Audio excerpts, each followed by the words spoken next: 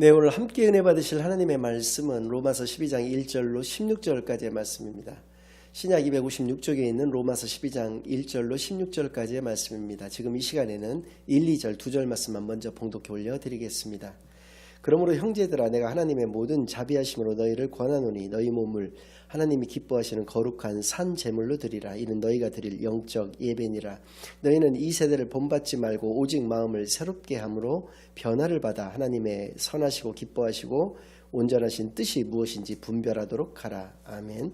하나님 아버지 감사드립니다. 오늘도 귀한 주일로 교회로 예배로 인도하여 주시는 은혜를 진정으로 감사드립니다. 지금 이 시간 저희들이 지난 한 주일간 지었던 모든 죄악을 예수 그리스도의 십자가에 다 내려놓고 오직 저희들의 온 영과 진리를 다하여 하나님께만 드려지는 예배를 통하여 하나님께서만 영광 받으시는 은혜의 시간으로 이 시간을 인도하여 주시옵소서. 모든 것을 감사드리오며 예수 그리스도의 이름으로 기도드리옵나이다. 아멘. 네, 오늘은 구원받은 자의 삶이란이라는 제목을 가지고 오늘 본문 말씀을 중심으로 하나님의 말씀을 증거하겠습니다. 로마서를 간략하게 더 좀 살펴보겠습니다. 로마서의 구조인데요, 크게 두 부분으로 내용을 나눌 수가 있습니다. 1장부터 11장까지는 교리 부분이 되겠고요, 12장부터 16장까지는 실천 부분이 되겠습니다. 어떠한 교리고 무엇을 실천할 것인가, 그것은 로마서의 주제와 관련이 되는데요, 로마서의 주제는 복음입니다. 즉 복된 소식이란 것은 바로 예수 그리스도다라는 것을 우리에게 말씀해 주고 계시고요. 예수 그리스도를 두 단어로 또 얘기할 수가 있는데 그것은 바로 십자가와 부활입니다. 예수님께서는 우리의 죄 때문에 십자가에서 죽으셨고요, 우리를 의롭게 하여 주시기 위해서 사흘 만에 다시 부활하여 주셨다는 것이 바로 복음의 내용이 되는 것입니다. 이 원리는 이런 것입니다. 예수 그리스도가 복음이 되시는 것이고요, 이 복음을 우리가 믿음으로 말미암아서 구원을 얻게 된다는 것, 이것이 로마서의 핵심 내용이 되는 것이고 성경의 핵심 내용이 되는 것입니다. 이에 따라서 복음에 관한 교리를 1장부터 11장까지 말씀하여 주시고요, 12장부터는 우리가 복음적인 삶을 어떻게 살아내야 되는 것인가에 대해서 그 실천에 대한 부분에 대해서 기록되어져 있는 것이 로마서다라는 얘기가 되는 것인데요, 그래서입니다. 12장 1절의 첫 단어로서 그러므로라고 하는 접속사가 들어가 있습니다. 그러므로라고 하는 이 신앙, 이것은 매우 중요한 신앙이 되겠습니다. 창세기 12장 1절로 4절까지의 말씀을 보니까 하나님께서 아브라함에게 내가 내게 지시하는 땅으로 가라, 내가 너로 하여금 큰 민족을 이루고 너는 복이 되게 하겠다라고, 그래서 네가 축복하는 자에게는 내가 축복을 주고 네가 저주하는 자에게는 내가 저주를 내리겠다라고 말씀하시니까 4절 첫 단어가 이에라고 되어 있습니다. 이에 아브라함이 여호와의 말씀을 따라갔고 라고 되어 있거든요. 그러니까 하나님의 말씀을 즉시로 순종을 했다는 것입니다. 우리가 복음을 깨달았기만 하는 것으로서 그쳐서는 안 된다는 것이죠. 그러므로라고 하는 것은 네가 이렇게 복음을 깨달았다라고 한다면 너의 삶은 어떠해야 될 것인가 라고 하면서 접속사 신앙이 이어지고 있는 것입니다.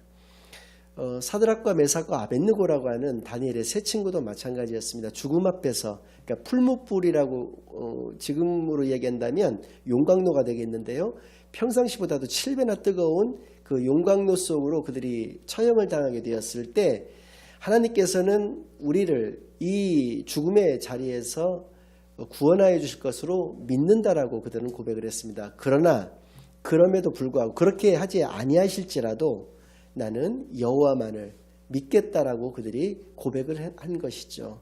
이렇게 접속사 신앙은 중요한 것입니다.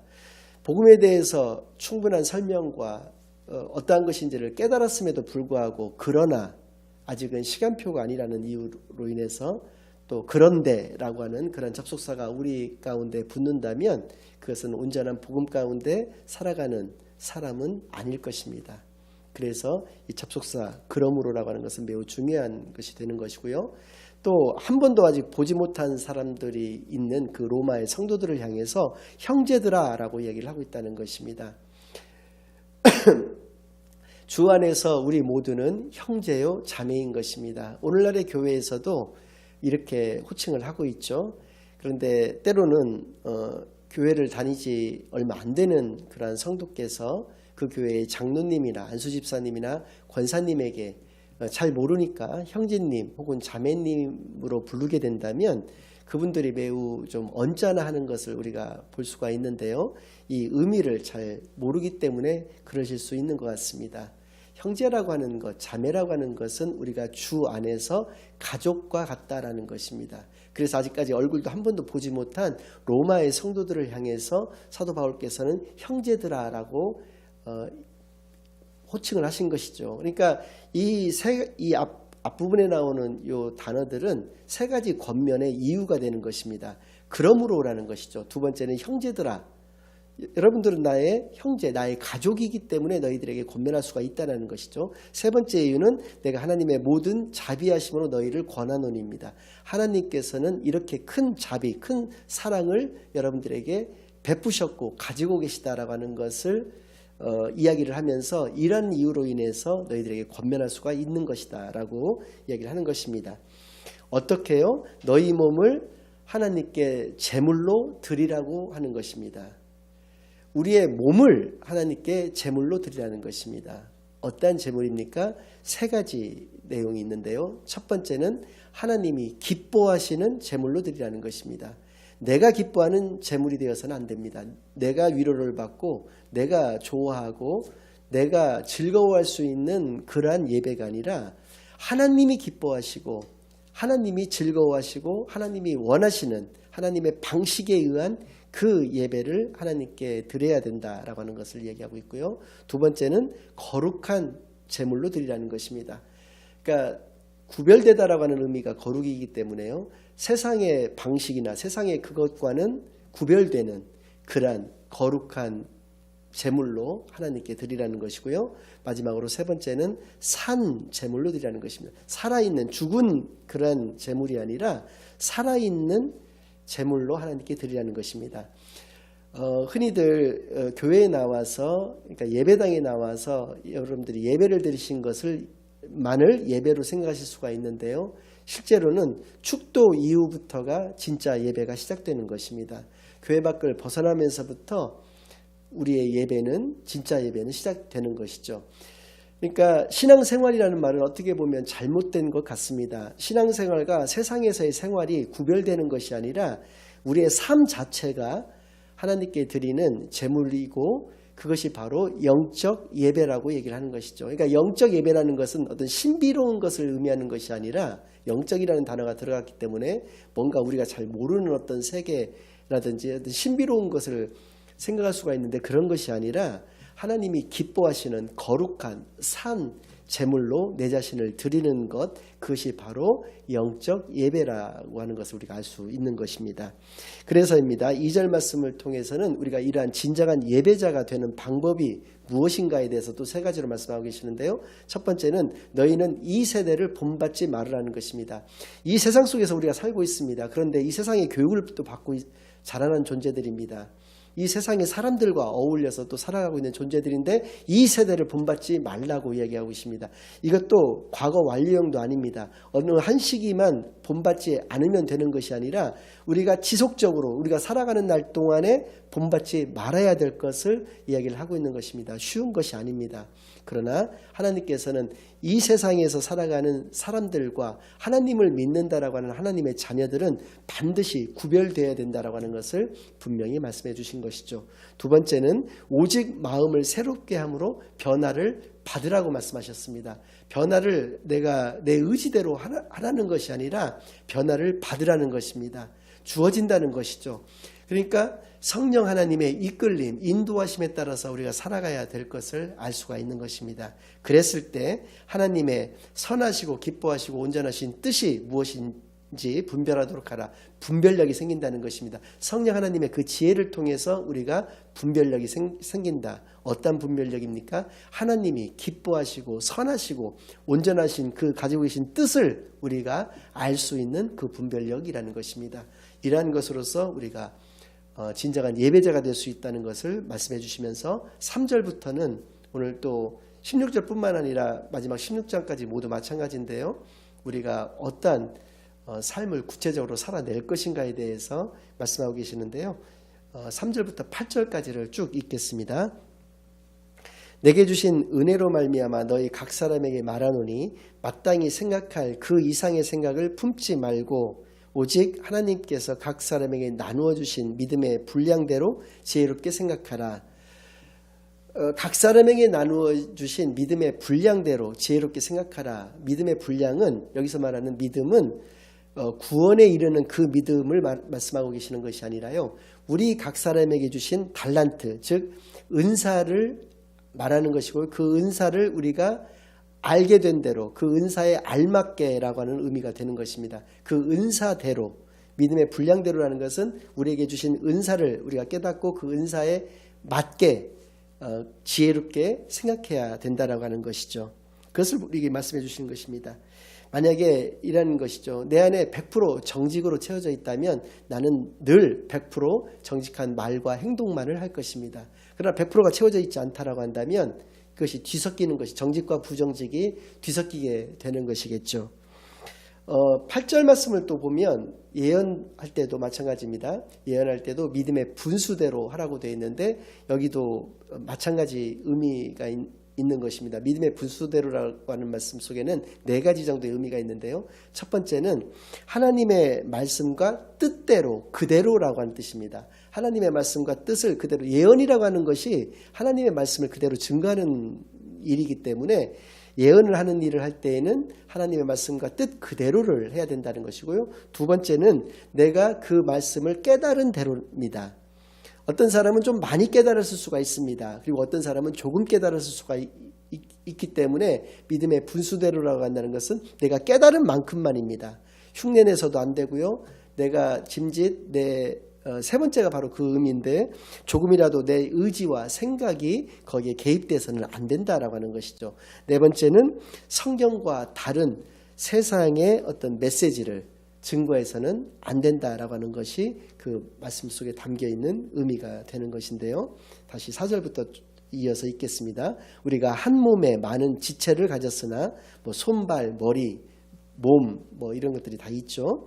모든 지체가 같은 기능을 가진 것이 아니니 이와 같이 우리 많은 사람이 그리스도 안에서 한 몸이 되어 서로 지체가 되었느니라. 우리에게 주신 은혜대로 받은 은사가 각각 다르니 혹 예언이면 믿음의 분수대로, 혹 섬기는 일이면 섬기는 일로, 혹 가르치는 자면 가르치는 일로, 혹 위로하는 자면 위로하는 일로, 구제하는 자는 성실함으로, 다스리는 자는 부지런함으로, 긍휼을 베푸는 자는 즐거움으로 할 것이니라.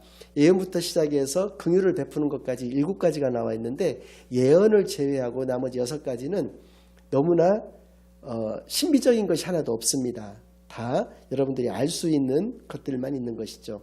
섬김, 가르침, 위로, 구제, 다스림, 긍휼을 베푸는 것, 이라는 것들 모두가 여러분들이 얼마든지 하는 것입니다. 그러니까 우리가 어떤 분들은 하나님의 말씀을 잘 이렇게 기억하지도 못하고 깨달은 것도 많지 않은데도 불구하고 하나님의 뜻에 합당하게 어떤 그 어려움이나 공경에 빠져 있는 사람을 잘 위로하시는 분들이 계시지 않습니까? 그것이 그냥 어떤 성품이나 이런 것이 아니라는 것이죠. 그것은 하나님이 우리에게 주신 은사라는 것입니다.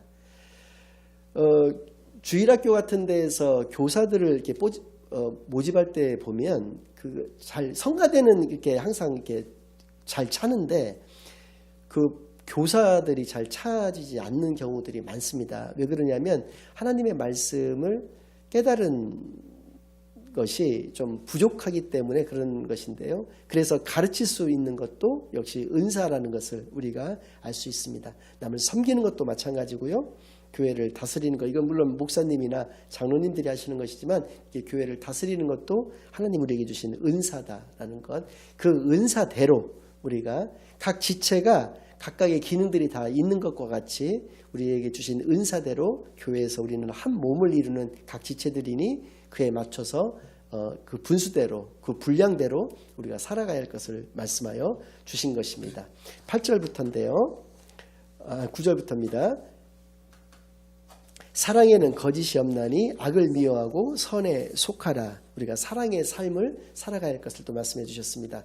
거짓이 없다라고 했습니다. 위선적이 아니라는 것이죠. 위선적이 아니고 진실한 사랑을 해야 된다라는 것이고요. 사랑하는 사랑하는데도 미워하는 것이 있습니다. 바로 악입니다.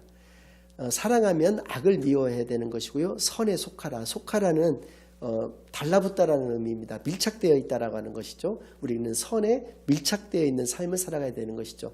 그러니까 사랑의 삶을 살기 위해서 우리가 필요한 것이 무엇입니까? 분별력이라는 것이죠. 어떠한 것이 선이고 어떠한 것이 악인지를 알아야 된다는 것입니다. 그래서 악은 미워하고 선에는 우리가 속해서 살아가야 할 것을 말씀하여 주신 것이죠.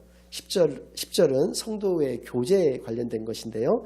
형제를 사랑하여, 여기서 말하는 형제는 육신의 형제뿐만 아니라 교회 내에 있는 성도들을 의미하는 것입니다. 서로 우애하고 존경하기를, 여기 사랑, 우애, 존경 모두가 다 사랑에 관계되는 단어들입니다. 전부 다 일맥상통하는 것이고 강조법이라고 볼 수가 있는 건데요. 특별히 존경이라고 하는 단어는 상대방을 가치 있게 여긴다는 것입니다. 어떤 그 사람이 어떤 형편과 처지 가운데 있다 하더라도 그 사람을 가치 있게 여겨주는 것을 존경이다라고 표현하고 있는데요. 형제를 사랑하여 서로 우애하고 존경하기를 서로 먼저 해야 된다는 것입니다. 양보해서는 안 된다는 것입니다. 서로 먼저 하려고 다투어야 한다는 것입니다. 무엇을요? 형제 사랑하기를. 성도 간의 교제는 내가 먼저 그 사람에게 손을 내밀어서 그와 함께 이렇게 신앙생활을 앞에서 밀어주고 뒤에서 끌어주고 이렇게 해야 된다는 것을 알 수 있게 하시는 것이죠.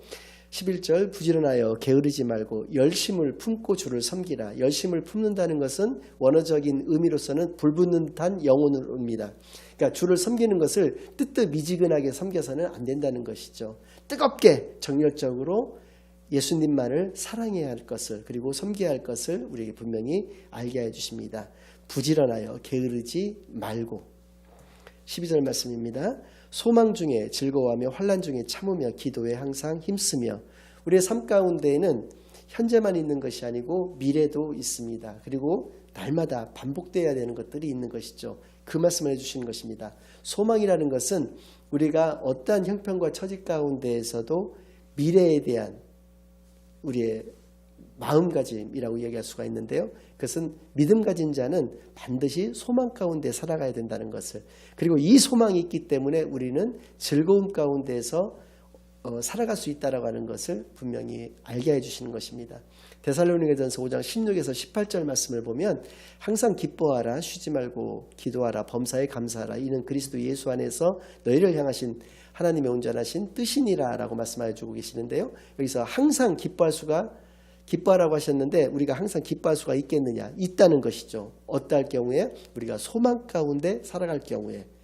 우리가 소망 가운데 살아가면 내가 지금 현재 처해 있는 어떤 문제들, 어려움들, 이런 것들은 아무것도 아니게 되는 것입니다. 이것은 일시적인 것이고요. 잠시 잠깐인 것이기 때문에요. 그러나 우리가 영원한 천국의 소망을 가지고 살아갈 때는 어떤 삶 가운데서도 우리가 즐거움을 가지고 살아갈 수 있는 것을 알게 해주시는 것이고요. 그런데 우리의 크리스찬의 삶의 현실은 무엇이냐는 것이죠. 그것은 바로 환난이라는 것입니다. 항상 어려움이 우리에겐 뒤따른다는 것이죠. 그때 우리에게 필요한 것은 무엇이냐? 인내라는 것입니다. 늘 참아야 한다는 것이죠. 예수님께서도 그렇게 참고 십자가의 길을 걸어가셨던 것과 같이 우리 역시도 환난 중에 참아야 한다는 것을 말씀해 주시고요. 우리의 일상생활은 어떠한 삶이어야 되느냐? 기도의 삶이어야 된다는 것이죠. 날마다 기도의 자세로서 살아가야 되는 것이다. 기도에 항상 힘쓰며. 13절 성도들의 쓸 것을 공급하며 손 대접하기를 힘쓰라. 성도들의 쓸 것에 대해서 우리가 인지하였을 때 세 가지 반응이 나타날 수가 있는 것입니다. 첫 번째는 외면할 수가 있죠. 두 번째는 기도해 봅시다 라고 말로써 이야기해 볼 수가 있는 것입니다. 세 번째는 나중에 내가 형편이 되면 돕겠다라고 이야기를 할 수가 있는 것이죠.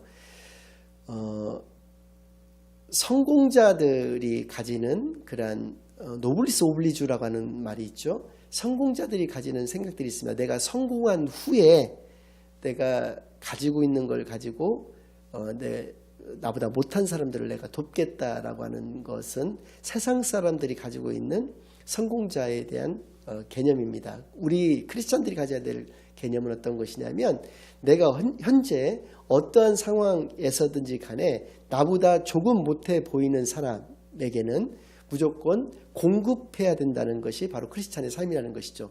성도들의 쓸 것을 조건이 없지 않습니까? 공급하며라고 되어 있습니다. 주라는 것입니다. 무작정 주라는 것입니다. 그리고 손 대접하기를, 손님이죠. 손님 대접하기를 힘쓰라는 것입니다. 그러니까 성도들의 삶은 앞장에서 말씀하신 대로 기도도 힘써야 되는 것이고 손 대접하기도 힘써야 되는 것.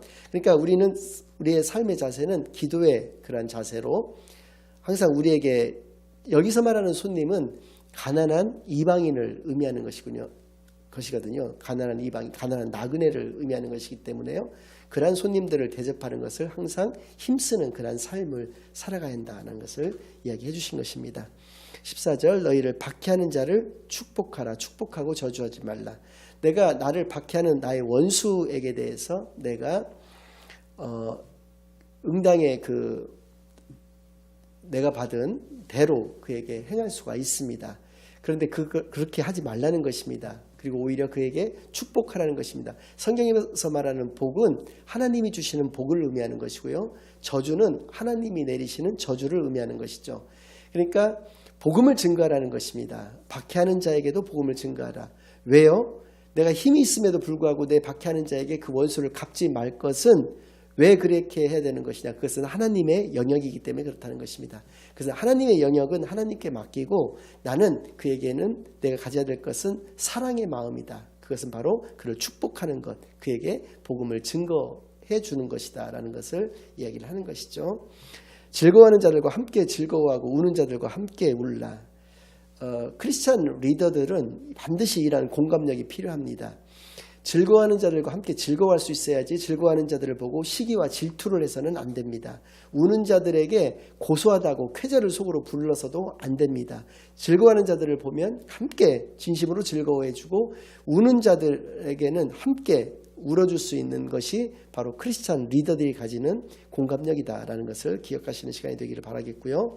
마지막으로 16절 서로 마음을 같이하며 높은 데 마음을 두지 말고 도리어 낮은 데 처하며 스스로 지혜 있는 채 하지 말라. 겸손의 모양을 세 가지로 말씀해 주고 계시죠. 우리가 지혜 있는 채 해서는 안 되겠습니다. 항상 낮은 데 처해서 남에게 늘 마음을 같이하는, 내가 더 잘났다는 것이 아니고 상대방이 나보다 또 잘났다는 것도 아닙니다. 마음을 같이 하는 것, 이것이 바로 겸손의 모습이다라는 것을 반드시 기억하셔서 어떻게 우리가 실천의 삶을 살아냄으로써 말씀을 우리의 삶 가운데 써내려갈 수 있는지를 늘 생각하며 살아가시는 저와 여러분 되시기만을 예수 그리스도의 이름으로 간절히 축원합니다. 아멘. 이제는 우리 주 예수 그리스도의 은혜와 아버지 하나님의 극진하신 사랑과 성령 하나님의 내주 인도 역사 교통하심이 구원받은 자의 온전한 삶을 살기로 다짐하고 결심하고 돌아가는 모든 사랑하는 주의 자녀들과 그 가정 위에 이제로부터 영원까지 항상 함께 있을지어다. 아멘.